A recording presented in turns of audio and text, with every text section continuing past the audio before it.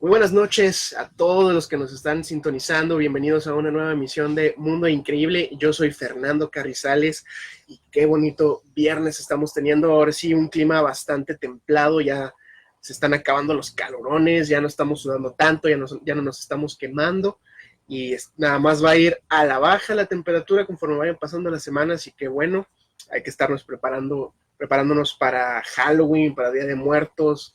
Hay que ir sacando el chocolate caliente, el pan de muerto o cualquier pan, y pues vamos a parpadear y vamos a estar comiendo una deliciosa rosca de Reyes antes de que nos demos cuenta. Pero por ahora vamos a disfrutar de este viernes.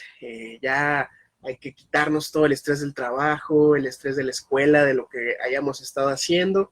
Para los que trabajan en sábado, pues nada más hay que relajarse, aunque sea un poquito antes de entrar a un medio turno, como sea el horario, y ya vamos a entrar en ese mood, en ese feeling de fin de semana, con la familia, con los roomies, con quien sea. Y pues aquí en Mundo Increíble ya sabe que yo le traigo temas interesantes, temas tal vez desconocidos para usted, que pueden ser un buen tema de conversación para cuando se quede atorado en un elevador con alguien, para cuando se encuentre a algún amigo en el supermercado, o simplemente quiera llamarle a alguien porque está aburrido y decirle, oye, ¿sabes qué? Acabo de escuchar sobre este tema y te lo voy a contar porque pues, la verdad no tengo ya nada que hacer porque es viernes y hay que estar bien, bien relajados. El episodio de hoy, la verdad, va a ser también variado como la semana pasada. Va a ser de varias cosas, tanto algunas un poquito más increíbles, incluso paranormales, sobrenaturales, y otras sí son completamente reales, 100% comprobadas. Y vamos a entrar de lleno con una que pues es un hecho 100% verídico, pero que no le quita esto el misterio que conlleva el tema de Tamanshut. Yo sé que se escucha muy raro, va a decir usted, pues, ¿qué cosa es eso? A lo mejor estornudó Fernando, pero pues déjame le platico qué es. El 1 de diciembre de 1948, en la playa Somerton, en la ciudad australiana de Adelaida, encontraron un cuerpo sin vida de un hombre cuya identidad hasta el día de hoy sigue sin saberse. Estaba vestido de manera impecable, algo que no hubiera sido tan raro en esas épocas. Sabemos que entre más atrás nos vayamos en el tiempo, sobre todo en el mundo con cultura ya más occidental, hablando en este momento de Australia, sabemos que la gente vestía más de traje, de sacos, de sombreros, y pues aquí acaba de terminar prácticamente la Segunda Guerra Mundial, y pues el hombre estaba vestido muy bien. Incluso algunas personas que de broma dicen, pues si me voy a morir en este momento, que a lo mejor está pasando algo peligroso, qué triste que me muera con Crocs y que esté usando pijama o el short que me pongo para ir a la tienda. Pero aquí el señor estaba bien vestido, tenía traje, corbata, no portaba documentos que dieran alguna pista de su identidad, sus prendas no tenían etiquetas. Lo único que hallaron los investigadores fue un pedazo de papel que estaba en un bolsillo secreto del pantalón y contenía dos palabras: Tamam Shud. La frase Tamam Shud aparece al final del libro Rubaiyat, escrito por el poeta persa Omar Khayyam, y significa terminado o finalizado. Posteriormente encontraron una copia de este libro en la que faltaba la última página con aquellas dos palabras. El libro contenía además 5 líneas de letras indescifrables escritas por supuestamente el hombre fallecido, y un número de teléfono perteneciente a una joven enfermera llamada Jessica Thompson. La mujer siempre negó haber conocido a la persona fallecida, pero los investigadores estaban seguros de que ella sabía algo. Sin sospechosos, pruebas aparentes, motivos de la muerte, el hombre de Somerton pues se convirtió en un misterio completamente para las autoridades y para las personas que vivían en esa zona. La autopsia no reveló rastros de ningún veneno ni de alguna sustancia tóxica, ni problemas de salud que pudieran haber causado la muerte. Pero el patólogo Dwyer, encargado del caso, estaba convencido de que la muerte no fue natural y supuso que el veneno utilizado podría haber sido un barbitúrico o un hipnótico soluble. Esto ya quiere por lo menos suponer que fue algo premeditado y con toda la intención de asesinar a esta persona. Derek Abbott es una persona que llevaba muchos años investigando sobre el misterio del hombre de Somerton e incluso se puso en contacto con Jerry Feltus, ex policía australiano encargado del caso del hombre misterioso, quien escribió un libro sobre el hombre de Somerton y lo mostró a Abbott. Él tenía, dentro de lo que él había recabado del caso, tenía el papel original donde se había escrito Tamanshut y se lo mostró a Abbott. Tras las conversaciones de Abbott con Feltus, el científico se interesó por la enfermera, pero como ya había ella fallecido, su atención recayó sobre su hijo, de nombre Robin, nacido un año antes de las circunstancias misteriosas de la muerte de esta persona, del hombre de Somerton. Abbott describió que un día su madre lo llevó a clases de baile y finalmente Robin se convirtió en un bailarín profesional. De ahí se dio cuenta que el cuerpo que esta persona Robin tenía estaba más o menos igualmente tonificado que el cuerpo del hombre misterioso fallecido. No tuvo la oportunidad de verse con Robin cara a cara, ya que también ya había fallecido para cuando Abbott estaba haciendo la investigación, pero en las fotos descubrió que, al igual que el hombre misterioso, a Robin le faltaban los dientes incisivos. Tal como estaban las cosas, Abbott propuso que Robin era fruto de una relación entre Jessica Thompson, que en 1947 no estaba casada, y el hombre misterioso. Durante su investigación se puso en contacto con la hija de Robin, llamada Rachel Egan, que curiosamente Rachel Egan y Abbott se enamoraron y se casaron y tuvieron 3 hijos. Si su teoría es cierta, la propia esposa de Abbott sería la nieta del hombre misterioso de Somerton, aunque para comprobarlo necesitaría muestras de ADN del difunto, pero las autoridades australianas ya habían rechazado 2 veces su solicitud de exhumar el cuerpo. Aún así, Abbott pudo conseguir un par de cabellos en excelente estado que se habían pegado a un busto que se había hecho con la figura de la persona misteriosa, y pues él continuó tratando de hacer pruebas de ADN y estaba tratando nuevamente por tercera vez de tener permiso de exhumar el cuerpo. Me parece que hasta la fecha no se ha tenido todavía una conclusión exacta de la identidad del hombre de Somerton. Se hacían bastantes teorías de que si era un espía que terminó siendo asesinado por sus rivales, por los enemigos, de que si había sido un suicidio o había sido también algún crimen pasional, y nunca se supo en realidad qué fue, pero fue tan misterioso por la época y por la localidad en la que fue, de que simplemente un día encontraron a un hombre fallecido ahí cerca de las casas y tenía mensajes ocultos, un código indescifrable escrito en papel, y fue tanta la impresión de las personas que alguien como Abbott se obsesionó, pero esa obsesión lo llevó a casarse con la que yo creo que es su alma gemela, y qué mejor pareja le pudo haber tocado al investigador Abbott que la mismísima posible pues nieta del hombre misterioso de Somerton. Es decir, son cosas que, bueno, más bien sería la bisnieta, pero pues eso sí ya es una cosa muy intrincada de cómo se dio todo esto de la investigación, y no es la primera vez que hablamos de algún tema de un cadáver misterioso, de un cuerpo que se encuentra sin ninguna explicación de por qué, para empezar, por qué murió en ese lugar, cuál fue la causa de la muerte. Habíamos hablado anteriormente de cómo en Nueva Inglaterra y en algunas partes de Estados Unidos llegaban a la costa pies mutilados que estaban todavía dentro del calzado, y pues no podemos saber bien por qué suceden este tipo de cosas. Las personas psicópatas, las personas que llegan a asesinar gente a sangre fría, pues lo pueden hacer por un sinfín de motivos y de maneras tan tétricas como creativas, así que no creo que dejen de pasar este tipo de cosas tan grotescas, trágicas, pero a la vez que alimentan el misterio de este tipo de temas como lo es el hombre de Somerton.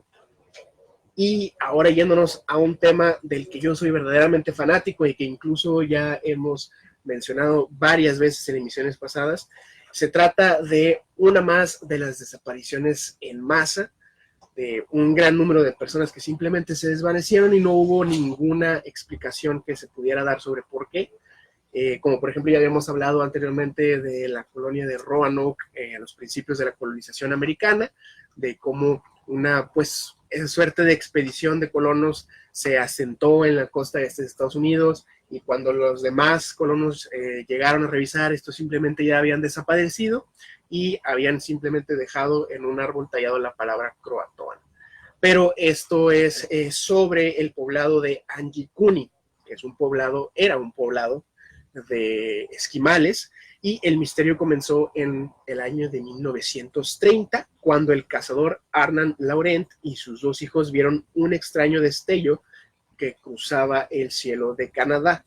Laurent declaró que la luz cambiaba de forma por momentos y que en un instante era cilíndrica y al otro parecía una bala enorme. Pocos días después, un par de miembros de la policía montada, sabemos que en Canadá existe ese tipo de policía que en lugar de motos pues va montada, y que iba en camino al lago de Angicuni. Se detuvieron en la cabaña de Laurent en busca de abrigo. Uno de ellos explicó que en el lago había algún tipo de problema que no quiso, yo creo, discutir con Laurent, pero Laurent les mencionó el extraño avistamiento que había tenido. Un policía preguntó al confundido Laurent si la luz que había visto se dirigía hacia el lago, y este le dijo que sí. El policía movió la cabeza sin más comentarios. Durante los años siguientes, los Laurent no volvieron a ser interrogados.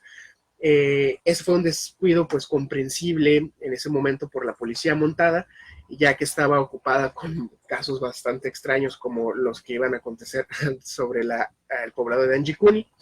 Un cazador llamado Joe Lavelle marchaba con sus raquetas, sabemos que se ponen raquetas en los pies para no hundirse en la nieve, hacia el pueblo junto al lago de Angicuni. Se sintió curiosamente agobiado por un sentimiento de pavor, tal vez de ansiedad. Normalmente aquel era un pueblo bastante ruidoso, con mucho movimiento, donde habitaban unas 1,200 personas. Y ese día Joe hubiera esperado oír a los perros, a los que jalan los trineos, a las personas haciendo ruido entre todas las actividades que hacen en el día a día, pero las chozas las encontró completamente vacías, rodeadas de nieve. Encontró todavía comida pues, hervida o ya pudriéndose con moho. Todavía había incluso armas que dejaron en las chozas, que esto se nota que no era nada común, incluso lo dijo el mismo Lavelle. Y pues lo más feo de todo esto es que encontró a los perros, pero los encontró muertos. Al parecer habían muerto de hambre y habían sido sepultados bajo varios metros de nieve. Sin embargo, algo que llamó también mucho la atención una vez que ya Lavelle había pues alertado a la policía montada y que también se hizo toda la investigación por parte de ellos, es que no solo habían desaparecido todas las personas del poblado de Angicuni, sino que también los cuerpos de su cementerio habían desaparecido. Esto se convirtió pues en una misión de salvamento, de rescate, o simplemente para poder saber qué había pasado con estas personas. 1,200 personas que desaparecieron junto con sus muertos, y no se tuvo explicación de por qué. Ya se había mencionado que habían habido avistamientos de luces extrañas sobre el lago, y hay pues un millón o más de posibilidades de las que podemos pensar de qué le pasó a estas personas. Si queremos hablar de una abducción en masa, o si hubo algún tipo de evento que los obligó a irse de ahí, pero dejar todas sus cosas, todas sus pertenencias, su comida, sus armas, matar de una manera lenta a los perros, que es dejarlos tal vez amarrados y que murieran en el frío y de inanición. No se tuvo nunca una respuesta, pero entra en este compendio de las desapariciones masivas de personas. Generalmente están repletas de patrones que son como que pareciera que las personas dejaron lo que estaban haciendo en el momento. Muchas veces no hay signos de que hubiera violencia, de que dejaran huellas, de que se estaban escapando, y en realidad se queda como una gran incógnita. A lo mejor se queda como una leyenda, las personas la van olvidando con el tiempo, pasan décadas, tal vez incluso un siglo o más, y pues se queda nada más como una historia que a lo mejor le cuentan los abuelos a los niños, pero por lo menos aquí se tiene un poco de registro de cómo 1200 esquimales desaparecieron hace ya algún tiempo, y pues se puede decir que prácticamente esa población fue erradicada. De alguna manera se puede incluso pensar que sus genes fueron completamente borrados de la Tierra, y pues ya vamos a poder nosotros imaginar qué razón fue de lo que pasó aquí. Vamos a dejarlos con esto por el momento, vamos a una breve pausa, vámonos con un poquito de buena música, no se despegue que ya regresamos a Mundo Increíble y ya volvemos. Y para los que se quedan con nosotros en Facebook Live, de verdad que hay un sinfín de historias de desapariciones masivas. Son, yo creo que uno de los temas más interesantes, porque a diferencia de los relatos de esto me pasó, esto sucedió, me dijo mi tía, me dijo mi abuelo, aquí se dice que en esta calle tal, tal, tal y tal, pues no se compara con el hecho de que un grupo tan grande de personas desapareciera sin dejar huella. Es equivalente como si estuviéramos aquí en Monterrey y desapareciera toda una colonia de personas. Obviamente sería una investigación que saldría a nivel nacional, serían búsquedas y tal vez se traería gente del extranjero para hacer investigaciones, como sucede cuando, por ejemplo, un avión se cae en el mar y que se involucran países que son potencias y que tienen pues la suficiente tecnología para poder hacer una investigación prudente y competente, pero pues no creo que sea algo que esté pasando muy seguido ya en estos tiempos. Sabemos que hay una regla de oro, pero muy molesta, de que las cosas misteriosas que pasaban en antaño ya no son las cosas misteriosas que pasan hoy.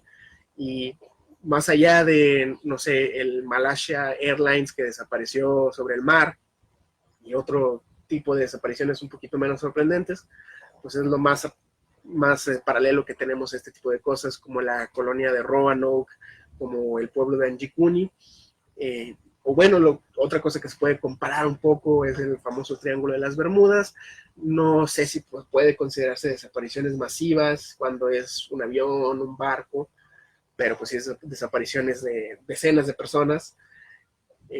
¿Y qué pasa todavía hoy en día? Pues lo tenemos como tal vez, o quién sabe, hay una razón lógica de por qué pasa esto, pero pues en ese entonces simplemente se agrega al folclore, se agrega a las leyendas, la gente lo convierte en una historia bastante digna de ser pasada de generación en generación, y qué bueno que llega hasta nosotros y que lo podemos discutir y que lo podemos hablar. Y pues si usted gusta de este tipo de cosas como a mí me encantan, yo creo que por ahí ha de haber bastantes tops de desapariciones masivas. Ha habido por ahí algunas incluso muertes masivas, aunque no desaparezcan las personas, pero hay muertes masivas de tribus en África, de algunos regimientos en la Segunda Guerra Mundial, como un famoso escuadrón ruso que cuando estaba pues en plena guerra e invasión con países nórdicos, desaparecen o aparecen todos completamente pues asesinados, y nunca tenemos una respuesta. Simplemente nos vamos con, pues qué curioso, ¿no? Y pues esa es la realidad. Nos vamos a quedar muchas veces con esa espinita de no saber qué pasó, pero pues así es la vida, y pues lo único que nos da es historias para contar. Y no se despegue que vamos a hablar de un tema que a mí me fascinó bastante, y eso sí es algo reciente, algo muy realista y algo tétrico que a lo mejor podría volver a pasar, pero pues yo se lo voy a contar ahorita que regresemos. Estamos de regreso en Mundo Increíble. Estábamos comentando sobre lo amplio de la antología que es las desapariciones masivas o desapariciones de grupos de personas, tanto no sé, barcos en el mar, en el famoso Triángulo de las Bermudas, escuadrones, regimientos militares que desaparecen o son asesinados por alguna fuerza extraña. El famoso paso de Dyatlov, que no eran muchas personas, pero pues sigue siendo un grupo de personas.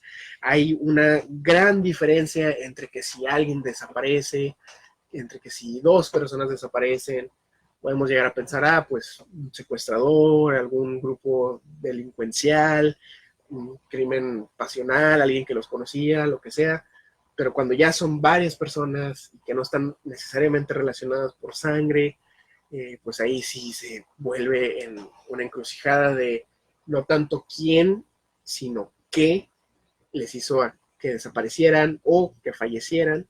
Y en el caso de lo que estábamos hablando anteriormente de el poblado de Anjikuni, pues me suena más a preguntarnos qué fue más que quién fue. Y pues si estaban viendo luces, si estaban viendo objetos extraños, pues ya sabemos que podemos divagar un poquito al maravilloso tema de la ufología, pero eso vamos a dejarlo para después, para un poquito más tarde. Ahorita vamos a hablar de un caso bastante interesante y extraño, más que nada porque es algo que es, pues, sí pasó, fue real, hay fotos, las personas existieron, y se trata de unas gemelas bastante interesantes y se les puso el mote de las gemelas silenciosas. June y Jennifer Gibbons nacieron el 11 de abril de 1963 en la isla caribeña de Barbados, de donde es donde también nació la famosa Rihanna. Su padre, técnico de la Fuerza Aérea Británica, fue destinado a posicionarse en Gales al poco de que ellas nacieron. La familia se convirtió en una rareza en el poblado donde fueron a vivir, un pequeño pueblo en el que ningún emigrante de color había llegado nunca.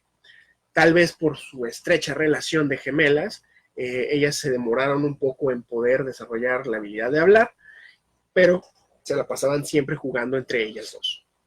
Con 3 años de edad apenas construían frases cortas o hablaban con adultos, pero sus padres no se preocuparon, ya que parecían estar sanas y felices. Cuando las gemelas comenzaron la escuela a los 5 años, fueron calificadas como muy tímidas y algo excéntricas. Su unión parecía completamente impenetrable, se empeñaban en imitar y sincronizar sus movimientos y su lenguaje adquirió una velocidad y fluidez tan sorprendente que dejó de ser comprensible para el resto de los adultos. Es bien sabido que los gemelos idénticos, gemelos y también los cuates, pues, tienen una relación bastante cercana y llegan a crear, no sé, a veces un idioma entre ellos o rituales que nada más ellos comprenden, pero pues así era la relación entre June y Jennifer. Solo su hermana menor de ambas, llamada Rose, podía penetrar en el mundo extraño de las gemelas. El terapeuta del colegio, Kathy Arthur, quedó fascinado por su comportamiento, convencido de que la imitación entre ellas llegaba al extremo. Si una caía, la otra se tiraba al suelo. Si una no hablaba, la otra tampoco. A pesar de ello, y de forma muy escueta y puntual, las gemelas se comunicaban con otros niños de la escuela y eran aceptadas como, pues, un poco raras, pero al fin y al cabo fueron aceptadas por sus compañeros. Todo esto cambió cuando las pequeñas tuvieron que trasladarse del colegio a los 9 años, porque su padre fue ahora destinado a servir en Broughton, en la localidad de Devon. Los niños de la nueva escuela encontraron el comportamiento de las gemelas algo escalofriante y pues se dio y se desenvolvió el famoso bullying. Eran las únicas niñas de color del colegio, no hablaban con ninguno otros de los niños, se imitaban y solo entendían entre ellas razones suficientes para que los niños se burlaran, las maltrataran e intimidaran constantemente. El acoso era tal que los administradores recomendaron que las niñas salieran antes para no encontrarse a sus compañeros a la salida de la escuela. A los 14 años, los terapeutas recomendaron separarlas en diferentes colegios para intentar obligarlas a socializar. Pero cada vez que se alejaban una de la otra, entraban en un estado catatónico donde permanecían inmóviles y mudas y podía durar horas. Fue entonces cuando June intentó suicidarse y las pequeñas comenzaron a recibir educación en casa, encontrando consuelo en la lectura y sobre todo en la escritura. Desarrollaron, pues, como decíamos, rituales propios en los que decidían a cuál de ellas le tocaba despertar primero en la mañana, a cuál le tocaba respirar antes que la otra, y jugaban con muñecas durante horas, inventaban historias de teatro que luego representaban, inspiradas por una novela que su madre les había regalado. Las niñas comenzaron en ese momento a escribir en sus propios diarios. Fue entonces cuando se abrió todo un mundo nuevo de expresión para ellas. Se puede decir que se pudieron ya explayar en la escritura, y de hecho de ahí desembocó bastante de la razón de por qué se les conoce. Nadie sufre como yo, no con una hermana, escribía June en su diario. Con un marido, sí. Con una mujer, sí. Con un hijo también. Pero esta hermana mía es una sombra negra que me está robando la luz del sol. Es mi único tormento.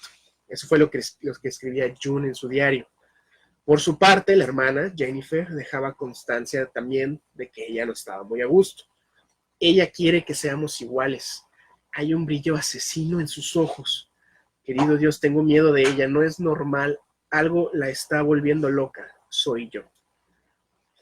Animados por su interés en la escritura, los padres las inscribieron en 1979 en un curso de escritura creativa. Así nacieron sus primeras novelas. Todas las novelas sucedían en Malibu, California, así como casi todas las de Stephen King suceden en Maine.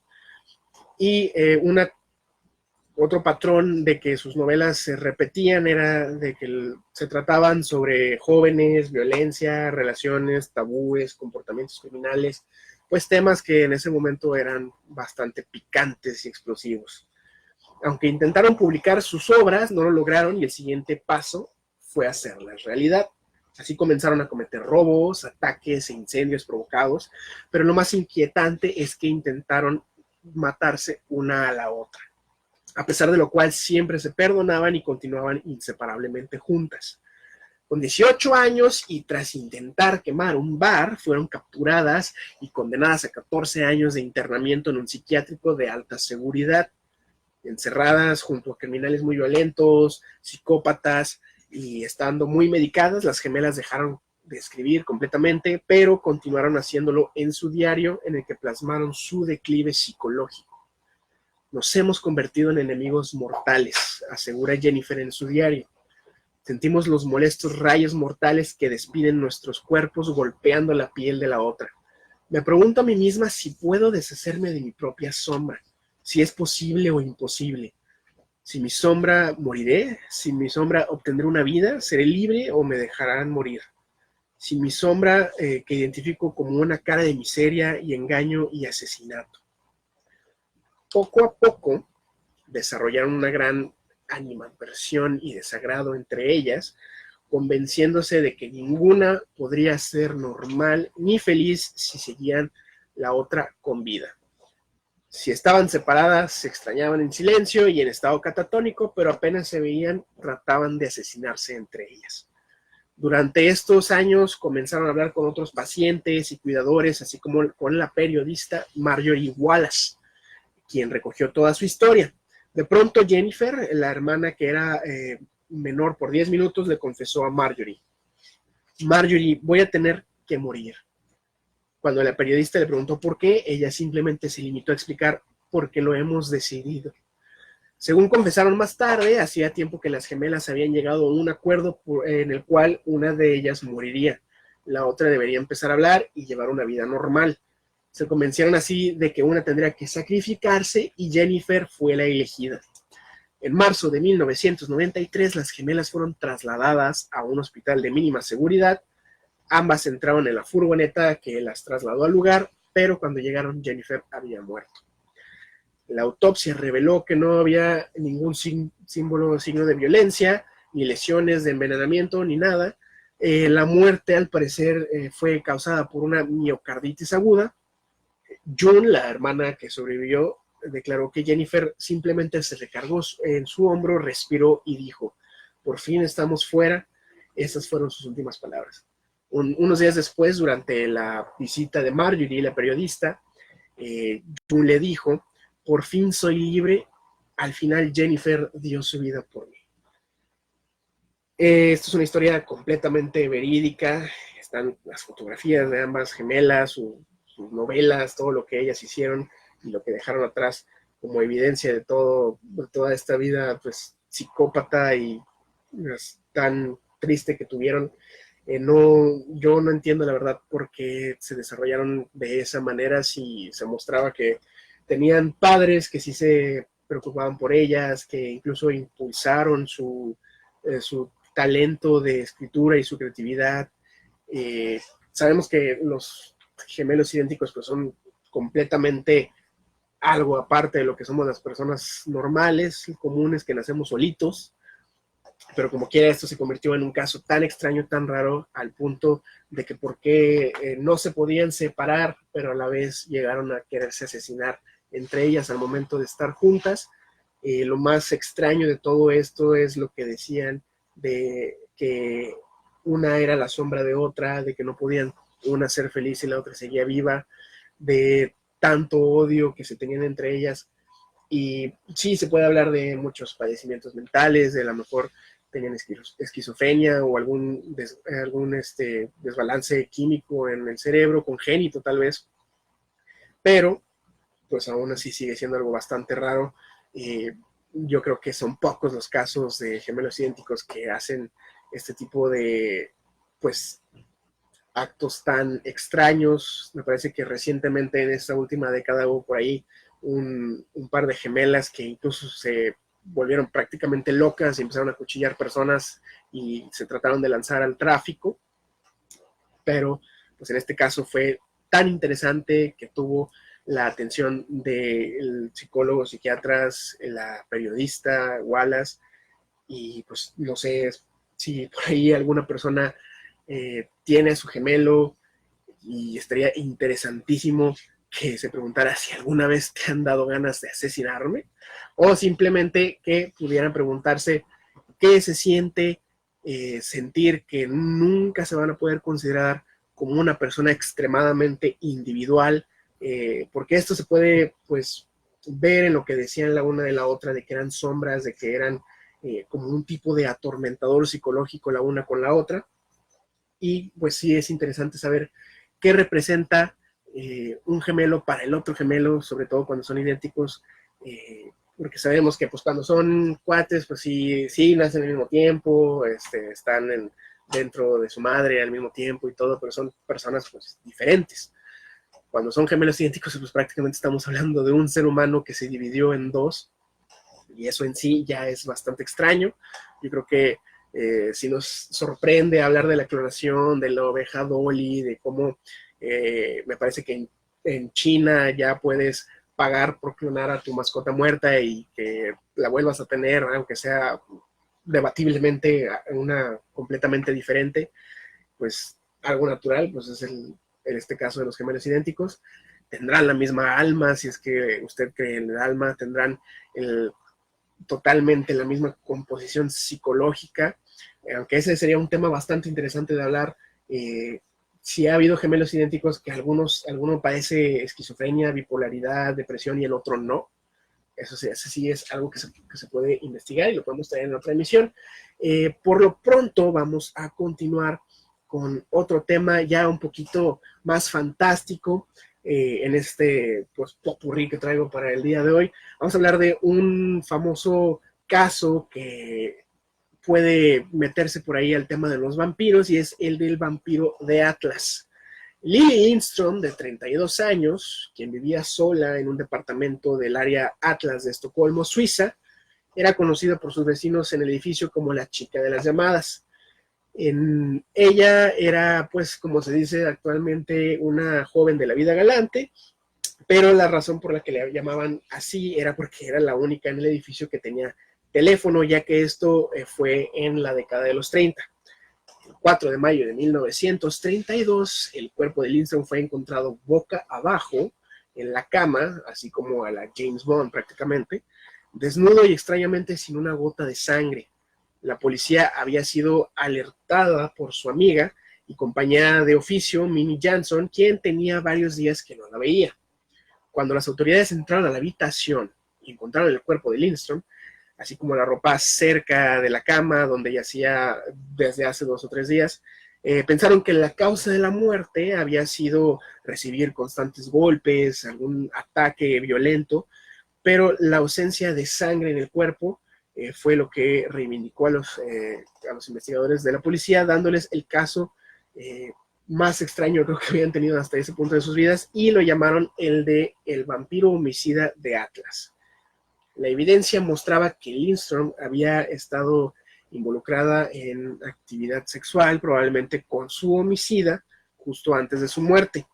La policía encontró pues lo que se encuentra en ese caso, fluidos y cualquier indicio de que había habido ese tipo de actividad, mientras la pérdida de sangre era una historia completamente diferente. Tras observaciones, la policía determinó que un cucharón ensangrentado había servido para beber el líquido rojo. Poco es sabido sobre la identidad y el modus operandi de este asesino, que le pusieron un nombre muy extravagante, aun cuando había gran cantidad de evidencia de ADN en la escena para poder, pues en los días actuales, encontrar a personas rápido en las bases de datos, como lo vemos en los programas de misterio, que encuentran un cabello o encuentran alguna parte del cuerpo del asesino, y ya nada más le hacen pues, el análisis de ADN, lo comparan con la base de datos de las personas que tengan ahí, y ya, saben quién es, tienen registro donde viven y si tiene algún expediente de criminalidad, pero pues estamos hablando del año de 1932, y ahí lo único que se podía hacer pues nada más era recopilar las pistas que se podían encontrar rápidamente de manera visual, y tan desconcertados han de haber estado con que la víctima no tenía nada de sangre, que debe ser un proceso que se lleve bastante tiempo. Si usted ha visto la película que le recomendé hace tanto tiempo, que es la del Exorcista 3, que en realidad es la secuela del primer libro, ahí en El Exorcista 3 hay una muerte donde asesinan a una persona que está en el hospital, pero le sacan toda la sangre y la ponen en contenedores de vidrio, y pues obviamente eso es algo que se ha tardado bastante tiempo, incluso con la presión sanguínea que hace el corazón, para dejarla completamente sin una sola gota, ni que escurriera nada de sangre. Vamos a dejarlo aquí, vámonos a otra pausa breve, ya volveremos con todavía más, una desaparición masiva más, que son tan interesantes, pero no se despegue, que ya regresamos a Mundo Increíble. Y para los amigos que se quedan en Facebook Live, espero que les esté gustando este tipo de episodios donde son variados, donde los temas son uno tras otro. Me gusta que algunos sean modernos, actuales, y que se puede verificar, que si usted se mete a internet puede encontrar fotografías, los archivos o incluso videos documentales de lo que pasó, o algunas cosas que son tan viejas, tan antiguas, un poquito fantasiosas y que se quedan como leyendas bien padres para estar contando. Dice Miru Salmerón, yo opino que es un mundo increíble porque este locutor está bien guapo. Bueno, ya nos ha dado Miru varios comentarios muy, muy buenos, y pues yo le mando un caluroso abrazo. Me gusta que hagan estos comentarios también sobre la temática de la historia, de lo que se está contando. Miro ha hecho también aportes bastante buenos anteriormente. Me acuerdo que en las emisiones pasadas les gustó mucho que habláramos, por ejemplo, del Niño Fidencio, de todas esas cosas regionales donde se habla, se dice, y yo me acuerdo, a mí me contaron, a mí me dijeron, por ahí hay que regresar más adelante en alguna otra emisión a cosas regionales, porque está muy padre que vayas en el carro, que estés en tu casa, donde estés escuchando la radio o internet, y hablen de algún tema donde yo he pasado por esa casa, como cuando hablamos de la casa de Aranberry, yo he ido por ahí, como cuando hablamos de la zona del silencio, cerca de Torreón, y es muy padre que también nos hagan de repente recomendaciones, ustedes en los comentarios, de qué temas puede hablar las próximas emisiones. Y me parece que los temas de las desapariciones masivas son algo que podemos ver todavía más tarde, porque hay bastantes. Me interesaría más meterme también a las de índole militar. Le comentaba de la famosa del ejército ruso, que fue aniquilado completamente cuando estaba en la invasión de los países nórdicos, pero pues también me parece que hay por ahí algunas desapariciones masivas en la antigüedad, de algún regimiento romano por ahí, entonces hay que checarlo y lo tenemos para otro episodio. Pero ahorita vamos a hablar de una desaparición, no es masiva, no se puede considerar masiva, sí es de varias personas, pero es en uno de los lugares que a mí me gustaría poder visitar, que me gustaría poder incluso tal vez trabajar, y eso es más que nada porque pues yo soy un poquito amante tanto de la playa, tanto del mar, así como de los lugares lúgubres, pero ahorita vamos a ver de qué se trata este tema. Mientras tanto, le digo, le vuelvo a decir y le vuelvo a repetir, vea El Exorcista 3, la película, cuando es película es El Exorcista 3, o si quiere saber de qué se trata la historia, es el libro que sigue directamente después del original, del libro del Exorcista, y no vea la película número 2, eso no tiene nada que ver, fue simplemente un churro que quisieron hacer para pues, seguir con la fama que hizo esta película del Exorcista original. Vea la 1, la 3, o si no, pues vea los dos libros, que el segundo libro se llama Legión, y pues está igual de bueno que el primero, que el original. No es tan enfocado a la posesión y al ritual romano de exorcismo, pero pues continúa con algunos de los personajes del original, continúa con la temática de pues la entidad diabólica que se supone que es Pazuzu, en este caso del libro del exorcista. Ya habíamos incluso hablado anteriormente también de Pazuzu, habíamos hablado de esta entidad sumeria, que se me hace curioso que mucha gente dice, pues el exorcista se trata de que se le mete el diablo. Aquí en México, algo malo es el diablo, poco no. Pero pues hay que ponerle atención a las películas, y en la El Exorcista es un demonio sumerio de nombre Pazuzu, que incluso a veces en esa misma mitología no es necesariamente el malo. Cuando su esposa sale a matar y a comer niños, que se llama Lamashtu, ahí es donde Pazuzu le echaba la mano a esas antiguas civilizaciones, pero eso podemos verlo en otra emisión. Ahorita vamos a seguir con una desaparición misteriosa, una de las más padres que yo he leído. También quiero mandar saludos a Miru, que nos siga viendo aquí, como siempre es un fan destacado, le quisiera dar ahí después su diamantito de fan destacado, pero pues ella ya lo sabe, y no se despegue que vamos a continuar ya con la recta final de Mundo Increíble para hablar un poquito más tanto de la desaparición como posiblemente de un tema recurrente aquí en Mundo Increíble. Ya sabe cuál es, si no lo sabe, pues ahorita se lo doy de sorpresa. Así que no se despegue. El tema de la desaparición, les digo, no es masiva, es de nada, menos de 5 personas, es la de el faro de Eilean Mor. En 1899 se construyó un faro en la isla más grande de Flannan, Eilean Mor, a 30 kilómetros de la costa más cercana de la isla de Lewis, en las Hébridas. Estas son un archipiélago de 7 pequeños trozos de tierra verde en las costas escocesas. No hay ningún canal de comunicación, no había, perdón, ningún canal de comunicación entre Eilean Mor y el continente. La Comisión de Monumentos Antiguos recoge en su lista dentro de las ruinas de Eilean Mor una capilla, una residencia, aunque la cataloga como embrujada, nunca se tuvo un suceso de que aquí pasó algo y aquí se aparece tal, simplemente lo hicieron yo creo como de una manera de meterle folclore ahí a lo que había en esas islas. 4 fareros trabajaron en el faro en turnos de 6 semanas, poco antes del año de 1900. 3 de ellos desaparecieron misteriosamente. El 26 de diciembre, un día después de Navidad de 1900, Joseph Moore se embarcó en el Hesperus hacia la isla para relevar en el trabajo a sus 3 compañeros. Solo pudo descubrir que Thomas Marshall, James Ducat y Donald MacArthur habían desaparecido. El faro estaba vacío y oscuro, nadie respondía a las repetitivas llamadas. Volvió al barco y formó un grupo de búsqueda. Al fin, ya cuando entró al faro, la puerta de la cocina estaba abierta, otra vez en la mesa había comida, le decía que es algo muy común en este tipo de desapariciones. Buscó el libro de registro, como que la bitácora donde se anotaban las actividades diarias, con la esperanza pues, de poder saber qué había sucedido en este embrollo tan extraño, pero todo fue en vano. Las entradas solo llegaban hasta el día 15 de diciembre. Una de las entradas sorprendió a Moore. En ella uno de sus compañeros había escrito que había estado rezando toda la noche, algo que nunca jamás había hecho antes, ni siquiera en los días de tormenta.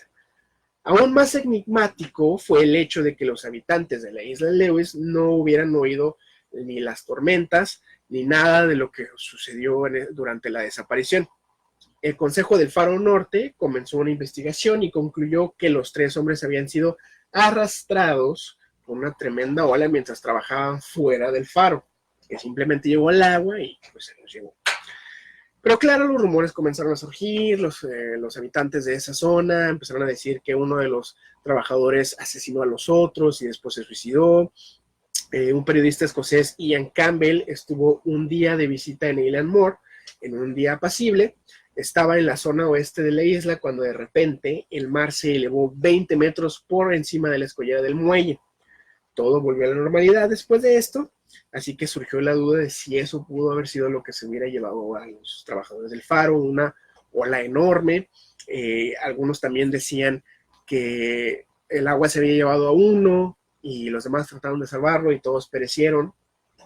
Se sabe que pues entre más al norte se esté en el mar, sobre todo en el Atlántico, se vuelven más feroces las oleadas, el mar siempre está picado, siempre hay viento, brisa, lluvia, y pues es una de las partes más peligrosas para estar navegando o estar en esas partes de las bahías donde las olas chocan contra las rocas. Y pues si estamos hablando de 1900, no es como que hubiera muchas reglas de seguridad para los trabajadores, y por más entrenados que estuvieran, todo puede pasar, hay accidentes de trabajo. Pero la cosa que sigue sonando rara, que no es algo tan fácil de explicar y que le quita un poco de credibilidad a lo de la ola gigante, es de por qué uno de los trabajadores estaba escribiendo que había estado rezando. Sabemos, obviamente, que si estaba haciendo eso era porque estaba asustado de algo, porque estaba ansioso por algo, y estando en un lugar tan recluido como el faro, pues simplemente nada más ellos pudieron saber qué hubiera sido. A lo mejor nunca lo supieron. Y no sé por qué se me viene tanto a la mente la película, también ya viejita, la de La Cosa, de estos investigadores que se van, me parece, al Polo Sur, y pues ahí desentierran a una criatura que los copia en el exterior, y pues tienen que ir viendo quién es quién, si de verdad eres tú o eres la cosa. Y pues es ese mismo sentimiento de estar atrapados en un lugar donde no hay personas a la redonda, donde quién sabe qué está pasando y donde simplemente dejaron nada más como evidencia que estaban asustados. No es una desaparición masiva, pero es una desaparición bastante interesante. Ya para cerrar, vamos con uno de los temas más recurrentes aquí en Mundo Increíble, y es uno de los encuentros más curiosos, pero también famosos dentro del área de la ufología. Estoy hablando del encuentro llamado Kelly Hopkinsville. Es el caso de los duendes de Hopkinsville, o también conocido como el encuentro Kelly Hopkinsville. Son los nombres dados a una serie de incidentes presuntamente relacionados y vinculados con el avistamiento de supuestos seres en 1955. Esto por la familia Sutton. La familia Sutton, que eran 5 adultos y 7 niños, sabemos que en el pasado pues era tener hijos a más no poder, y Billy Ray Taylor, que era amigo de la familia Sutton. Relataron cómo durante la noche del 21 de agosto de 1955 fueron aterrorizados por entre 12 y 15 criaturas parecidos a gremlins o duendes en una casa de campo o una granja, se puede decir, situada cerca de las ciudades de Kelly y Hopkinsville, por eso se le dio ese nombre, en el condado de Christian, en el estado de Kentucky, Estados Unidos. Alrededor de las 7 de la noche, debido al calor, Billy Ray Taylor se dirigió a sacar agua del pozo, ya que no tenían agua corriente. Es entonces cuando Taylor observó por primera vez una serie de luces en el cielo realizando maniobras extrañas, llegando a identificar los objetos como platillos aplanados. Sobre las 20 horas, las 8 de la noche, ambas familias comienzan a escuchar una serie de ruidos extraños en el exterior de la casa. Al mismo tiempo, el perro de la familia Sutton se muestra tremendamente nervioso, asustado, ladrando con intensidad primero y después escondiéndose bajo la casa, en donde permaneció hasta el día siguiente. Es entonces cuando Billy Ray Taylor y Elmer Lockey, como le decían, que era el cabeza de la familia, deciden salir portando sus armas, yo creo que sus escopetas. Afirman ver en ese momento como una criatura extraña surgía de entre los árboles cercanos. La describieron como un ser de poco más de 1,5 metros de altura, cabeza grande, orejas largas y puntiagudas, ojos brillantes, manos con garras, además de ir vestido con una especie de traje plateado y estar rodeado de un esplendor verdoso. Cuando la criatura comenzó a correr con las manos en alto, ambos hombres le dispararon y al parecer no tuvo efecto y sonaba como si las balas estuvieran chocando con algo metálico. Tanto Loki como los otros habitantes de la casa fueron a buscar al huidizo ser, pero cuando ambos hombres salieron, ya había desaparecido. Cuando ellos apenas pasaron por el umbral de la puerta, y este fue el momento más conocido de este acontecimiento, una mano agarró el cabello de Loki y él, asustado, se zafó del agarre, volteó y había otra criatura por encima de la puerta de donde ellos estaban saliendo. Ellos estuvieron, pues se puede decir que peleando con estas criaturas durante mucho tiempo. Alguno de los familiares llegó a decir en entrevistas posteriores que dichos seres eran capaces de reptar por las paredes como si se trataran de lagartijas. Una vez dentro de la casa, tanto Loki como los demás habitantes dispararon contra otra criatura que se asomaba por la ventana y que también escapaba después de que no le pasaba nada por los disparos. Durante las horas posteriores, las personas de la casa describieron cómo los supuestos seres se acercaban una y otra vez a la casa como si estuvieran jugando con ellos, a las puertas, a las ventanas, oyéndose perfectamente cómo rascaban el tejado y caminaban sobre él. A las 11 de la noche, Taylor y Sutton decidieron huir de la casa en sus respectivos automóviles, llegando 30 minutos después a la comisaría de Hopkinsville, donde el jefe, que se llamaba Greenwell, consideró que no era la clase de personas que normalmente acudirían a la policía y estaba seguro de que algo los había asustado más allá de su comprensión. La policía y un fotógrafo acompañaron a los Sutton de vuelta a la casa, donde evaluaron diversos daños producidos a la granja y consideraron sanos de la mente a los testigos, por lo menos, sin estar bajo la influencia del alcohol, de las drogas, pero sí con un estado intenso de terror y sin dudar de lo que habían visto. Sin embargo, no todos los Sutton habían visto a los supuestos seres, se habían pues asustado tanto que se escondieron dentro de la casa, pero sí escucharon los disparos y los ruidos. La policía entrevistó a los habitantes de granjas vecinas e igualmente sus residentes informaron de las luces en el cielo, sonidos extraños y el ruido de los disparos producidos durante el tiroteo de la casa de los Sutton. La policía encontró marcas de disparos en la casa y multitud de casquillos en el suelo, además de un parche con una extraña luminosidad en una cerca donde las criaturas supuestamente recibieron disparos. El parche, que se recogió misteriosamente, desapareció después. La policía abandonó el lugar alrededor de las 2:15 de la mañana, pero los testigos afirmaron que las criaturas volvieron todavía después. Billy Ray disparó de nuevo contra ellas. La última fue vista hacia las 4:45 del día siguiente, antes del amanecer, y en 1977 se dice que 15 niños y 3 empleados de la escuela Dyfed en West Wales, Reino Unido, también vieron ese tipo de criaturas con casi la misma descripción de lo que la familia Sutton había visto pues hasta Kentucky. O sea, era completamente una distancia enorme para que se presentara el mismo tipo de seres con las mismas características y pues esto ya le agrega un poco más de credibilidad a este tipo de encuentros. Una semana antes del caso de los Sutton se produjo un encuentro bastante similar al caer la tarde del 14 de agosto de ese mismo año, del 55, en el río Ohio, cerca de Evansville, en Indiana. Ya estamos hablando de otro estado. Se avistaron varios objetos brillantes en el cielo y una profesora de natación, la señora Darwin Johnson, fue atacada mientras nadaba, por lo que identificó como unas finas manos peludas y con garras que le produjeron numerosos y profundos cortes en el cuerpo, llegando a ser arrastrada debajo del agua 2 veces hasta ser rescatada ya finalmente por varios miembros del grupo de natación. La señora Johnson afirmaría una semana después, tras ver el boceto en un periódico de las criaturas descritas por la familia Sutton: ese es el pequeño diablo que tiró de mí. Es una identificación ya por parte de otra persona unos días antes de lo que le había pasado a la familia Sutton, y luego todavía tenemos lo que le había pasado a los niños en completamente en otro país. Y esto, pues, ¿qué quiere decir? Pues que no simplemente se trata de una alucinación, porque incluso se había dicho por parte de las autoridades de Kentucky que lo que había visto la familia Sutton eran búhos y que las luces habían sido una lluvia de estrellas. Es casi un insulto a la inteligencia de todas las personas que pasan por ese tipo de cosas cuando se les da una explicación tan escueta, pero pues sabemos que es más fácil decir que fue algo que ya sabemos que a que haya sido algo que desconocemos.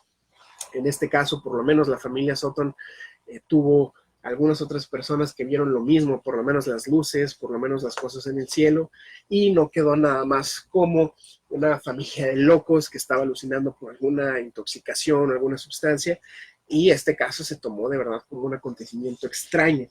No se tomó nada más como la invención de estas personas, pero sí se dio la importancia necesaria de algo tan extraño como un ataque de seres extraños que se pueden considerar como extraterrestres a una familia completa.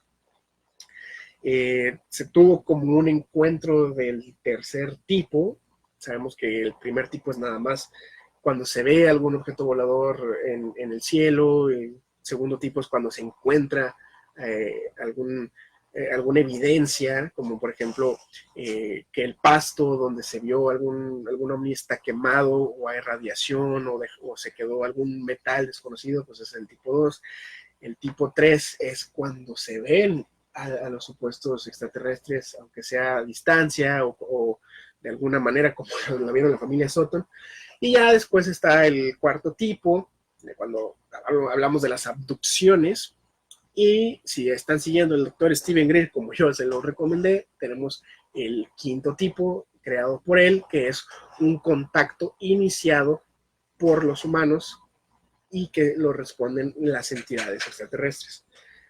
En este caso, pues fue un encuentro, se puede decir que violento, más que nada por parte de los Sutton, porque no estamos completamente seguros de que haya sido algo hostil, como no sé, en la película Señales.